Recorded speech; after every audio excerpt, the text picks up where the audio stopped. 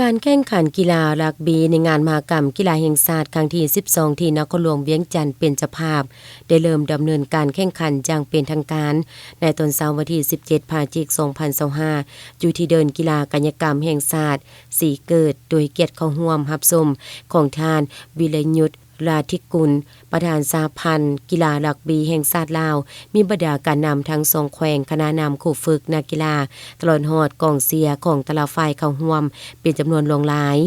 สำหรับคณะนำของแขวงบริกรรมไซ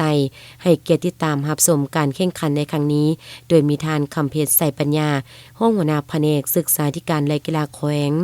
การแข่งขันในครั้งนี้ได้มี4แขวงซึ่งประกอบมีแขวงเวียงจันทน์นครหลวงแขวงเสียงขวงและแขวงบริกรรมไซรวมทั้งหมด8ทีมในนี้ทีมชาย4ทีมและทีมหญิง4ทีมการนำเอานักกีฬารักบีเพื่อเข้าร่วมการแข่งขันในงานมหกรรมกีฬาแห่งชาติครั้งที่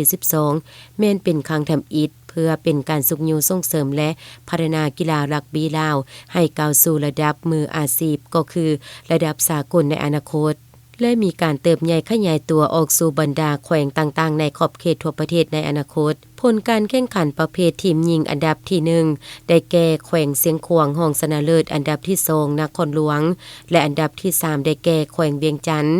ส่วนทีมชายอันดับที่1ได้แก่แขวงเสียงขวางรองชนะเลิศอันดับที่2นครหลวงเวียงจันทน์และอันดับที่3แขวงบริกรรมไซให้เกียรติมอบเหรียญรางวัลให้แก่นักกีฬาแต่ละลำดับในครั้งนี้โดยแม่นทานวิรยุทธราธิกุลประธานสหพันธ์กีฬารักบีแห่งชาติลาวพร้อมโดยคณะประธานที่เข้าร่วมตามลำดับในวันเดียวกันกีฬามวยวูซูแขวงบริกรรมไซแม้นสามารถยัดได้เหรียญทองเพิ่มอีกจำนวน2เหรียญสรุปเหรียญแบบบ่เป็นทางการแขวงบริกรรมไซสามารถยัดได้เหรียญทั้งหมดจำนวน11เหรียญเหรียญคำ1เหรียญจากกีฬามากเซิกเหรียญเงิน4เหรียญในนี้จากกีฬามากเซิก2เหรียญมวยปั่นจักรศิลาทรายประเภทต่อสู้2เหรียญและเหรียญทอง7เหรียญในประเภทกีฬามากเซิก1เหรียญ